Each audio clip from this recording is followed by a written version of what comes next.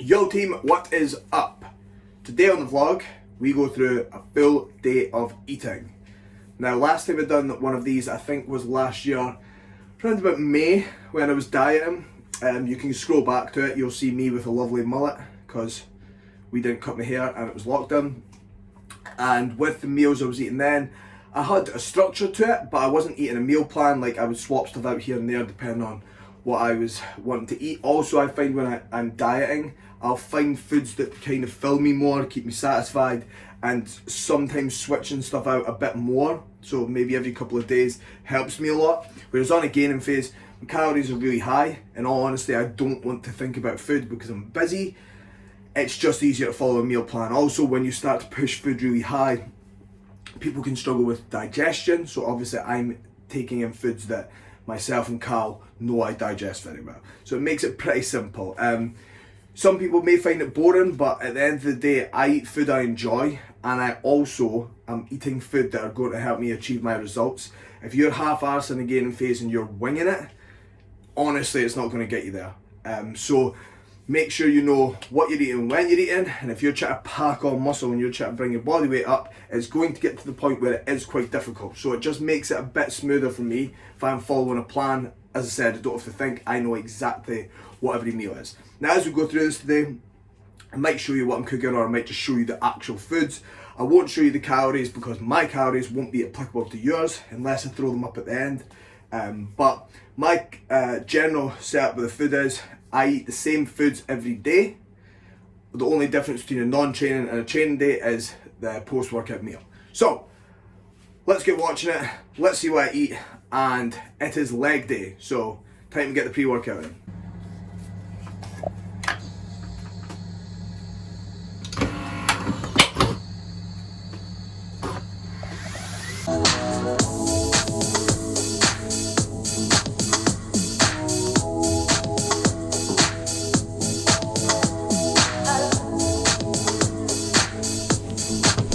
So first thing I do in the morning when I get up is get water.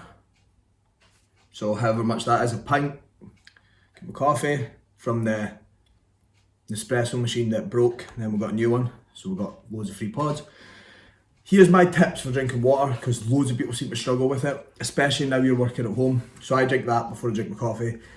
I drink about 5 to 6 litres a day, which I know sounds mad. What a lot of people seem to do is, they fill a massive bottle and then they'll kind of drink it a little bit at the start of the day and they kind of forget about it. It gets to the end of the day and they've only drank probably a litre. What I think is a far easier approach to it, and I don't know why, maybe because it's bite-sized, but as I'm working throughout the day, I'll just drink these. So this is apple juice, by the way. I've picked the worst colour of juice for a vlog. But anyway, I'll just drink them throughout the day. As I go, I find because it's smaller, one, I'll drink it, I'll go fill it up again. With a big bottle, I'll tend to drink it, put it down somewhere, or sit it on the table, and then I might think I'm drinking it as fast, but I'm not. And obviously we know that water is very important for everything. So, if you are bad at drinking water, that is my tip. Also, if anyone asks why I've got a straw, whitening my teeth. Robin tells me a straw is going to give me wrinkles. I look old anyway, so it doesn't really matter. That was my pointless interlude there. Next, you will see me cooking my pre-workout meal, which is my breakfast. Right, so going into meal one, you may notice I'm just in the same place. I've just put a jumper on. This will be the run theme of today. So meal number one, pre-workout. What I'm having is pretty simple. So I am having my carbs, a bagel. It's meant to be one banana, but for some reason these were fucking tiny.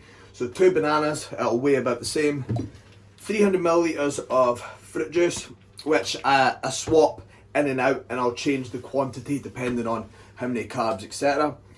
4 eggs, and that is my breakfast. Really simple, really easy to digest. What I tend to do is, as I am cooking my breakfast, I will cook some veg for later on, because obviously I'm trying to keep it as time efficient as possible. So really simple breakfast, really easy to digest and pretty fast to cook first thing in the morning. What I tend to do is, today I don't have check-ins, but normally I'll do my check-ins, I'll cook, I'll eat, I'll go train. So nice, simple, effective way to start my day. And a sweetness in your smile, me to find something special, sexy, wonderful. Something special, sexy, wonderful. Something special, sexy, wonderful.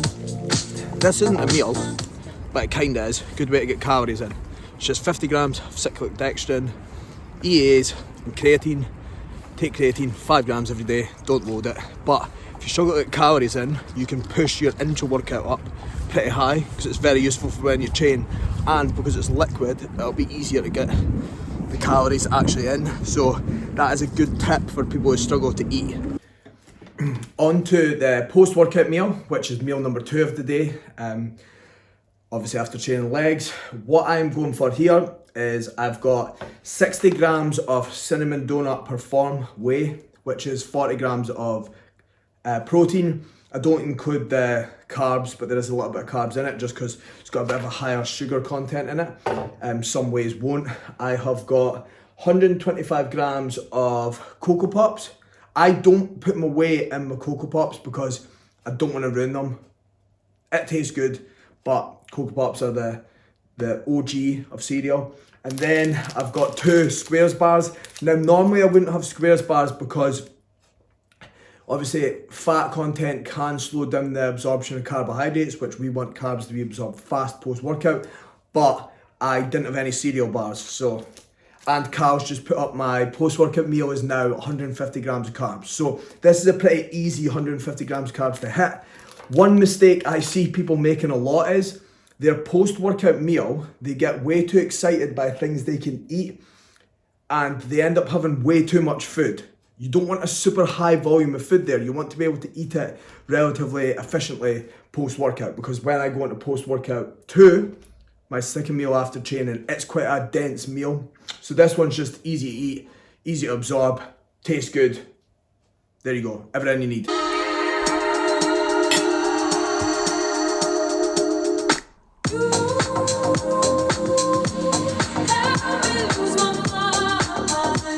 So Leo's like my wee boy. I actually share food with him all the time. He's quite greedy though. He likes to steal all my food, no matter what it is. He wants to try some of it. He likes flapjacks the most. On to meal number 3, post-workout 2. So this meal that I'm actually away to eat is meant to be my last meal of the day, but I've swapped it forward because if anyone else is on a gaining phase, you know what it's like. You start to hit the point where appetite is quite low. Now, when we're in a dieting phase, here's how we feel every time we look at a meal, and here's how we look when we eat. Whereas on a gaining phase, what I'm doing is I'm sitting, I'm looking at the food, it's taking a long time to get the food in. So this meal here is 500 grams of potatoes, made into chips in the air fryer. This isn't a very good chip, but you get the feeling. Air fryers are amazing, especially if you're like me and you can't be arsed cooking. 5 chicken sausages. Now it's meant to be salmon, but I was struggling to eat salmon just with the texture and stuff. I really like it, but when you're eating it a lot, it's difficult. So I've just had them, and I'll add in 20 grams of dark chocolate. And this is the secret ingredient to getting absolutely jacked. A brioche roll. So Tesco's finest brioche roll. For anyone who doesn't like brioche, you're a dick. But one of those as well. Now, this meal's quite difficult to eat just because it's quite a lot of volume. So putting it third in the day where appetite's still in a decent level or decent amount is quite easy. Again, no veg with this. The veg goes with the last 2 meals. I just don't think it goes with this. I also won't show you a photo of this meal because, well, maybe I will, but it's very beige. You'll see some sriracha on it, but it's beige. So that's meal number 3. Pretty simple again, choosing foods that I digest well, I enjoy, and are pretty easy to make. Because again, I've chucked it all in the air fryer, I'm not standing in front of the cooker, I may go back and do work.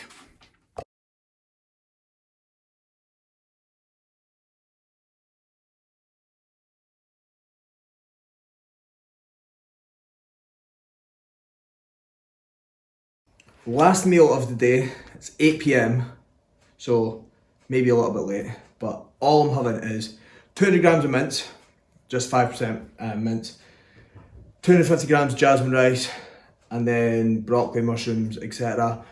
2 kiwis, which I'm going to cut up, and 20 grams of dark chocolate. So that's my last meal. With the rice, I just use a packet one because 1, I'm lazy, and 2, I digest it better than the one you cook. No idea how that works. But this is the last meal. It'll probably take me 40 minutes to eat, and then I will go through a rough breakdown of what the macros and that were on the screen. But if you've got any questions, fire me a message. By the way, I'm looking over there because Leo's misbehaving.